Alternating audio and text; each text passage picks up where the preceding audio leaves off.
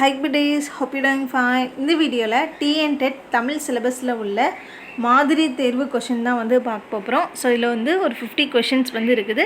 So அது என்னலாம் அப்படின்னு சொல்லிட்டு பார்த்துடலாம். ஃபர்ஸ்ட் கொஷின், புரட்சி கருத்துக்களை பாடியதால் பெயர் பெற்றவர் பாரதிதாசன். செந்தமிழ் பெயர்களில் ஒன்று அனைத்தும். பால், மனம், சுவால். நெக்ஸ்ட், அமிழ்தே நீ இல்லை என்றால் அத்தனையும் வாழ்வில் கசக்கும் புளிக்கும் என்று கூறியவர் காசி ஆனந்தன். ஏற்றத்தாழ்வின்றி அமைய வேண்டுவது எது? சமூகம். விரித்தெழுது. செம்பயிர். செம்மை ப்ளஸ் பயிர். நெக்ஸ்ட், நாள் முழுவதும் வேலை செய்து களைத்தவருக்கு கிடைப்பது அசதி. சேர்த்தெழுது. நிலவு ப்ளஸ் என்று. நிலவென்று. தாசன் என்பதன் பொருள் அடிமை. பாரதிதாசனின் கூற்றுப்படி சோர்வினை நீக்கி ஒளிர செய்யும் தமிழ் எதனை போன்றது? தேன். மேதினி என்பதன் பொருள் உலகம். கனிச்சாறு என்னும் நூலில் உள்ள தொகுதிகள் 8. தாய்மொழியில் படித்தால் கிடைப்பது மேன்மை. சேர்த்தெழுது. 8 + திசை 8 திசை. ஊன் தோன்றி உயிர் தோன்றி உணர்வு தோன்றி ஒளி தோன்றி ஒளி தோன்றி வாழ்ந்த அந்நாள் என்று பாடியவர் வாணிதாசன். பெருஞ்சித்திரனார் நடத்திய இதழ்களுள் ஒன்று தமிழ் நிலம். நெக்ஸ்ட், மா என்னும் சொல் குறிப்பது குறிப்பவை ஏ மற்றும் பி, தட் இஸ் வயல், வண்டு. பூவின் நிலைகள் 7. என்னும் எழுத்து குறிக்கும் எண் 8. பின்வருவனவற்றுள் எது இலக்கண நூல்? நன்னூல். 2 மாத்திரை அளவுள்ள ஓரெழுத்து சொல் பூ. மெய் என்பதன் பொருள் உடல். இலக்கணம் எத்தனை வகைப்படும்? 5. கீழ்வரும் எழுத்தில் மென்மையாக ஒலிக்க வேண்டியது இன். ஆப் இணையான தமிழ் சொல். செயலி. கபிலர் என்னும் பெயரின் மாத்திரை அளவு 3/2. நெடில் எழுத்துக்களின் எண்ணிக்கை 7. இயல்பாக காட்சி வெளிப்படும் போது பிறப்பவை உயிரெழுத்து. கபிலர் எழுதிய பாடல் இடம்பெற்றுள்ள நூல் குறுந்தொகை.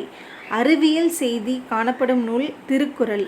ஓரறிவு முதல் 6 அறிவு வரை உள்ள உயிர்களை வகைப்படுத்தும் நூல் பரிபாடல்.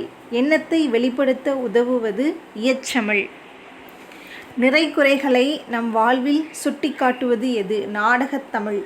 நெல், வரகு என்பவற்றின் தாவர இலைப்பெயர்கள் தாள். கூந்தல் என்பது எதன் இலைப்பெயர்? கமுது, பாக்கு.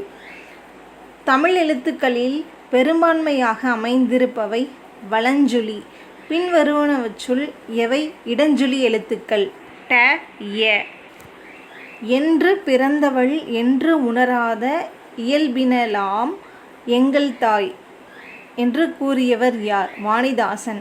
தமிழில் நமக்கு கிடைத்துள்ள மிக பழமையான இலக்கண நூல் தொல்காப்பியம்.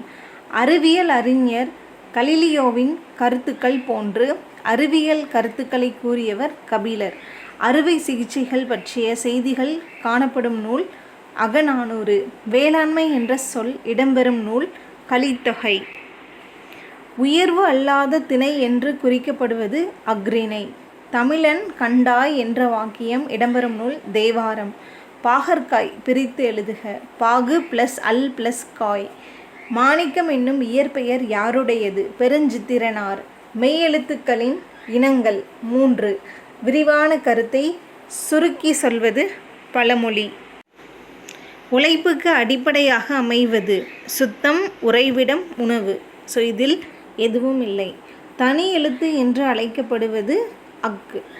மெய் எழுத்துக்களின் மாத்திரை அளவு அரை. ஸோ இவ்வளோதான் இந்த ஒரு வீடியோ. இந்த வீடியோ உங்களுக்கு யூஸ்ஃபுல்லாக இருந்திருக்கும் அப்படின்ற ஒரு ஹோப் எனக்கு இருக்குது. So thank you so much for வாட்சிங் this video. If you're having any suggestion, let me know in the comment section. We'll see you next video. Tata, bye bye.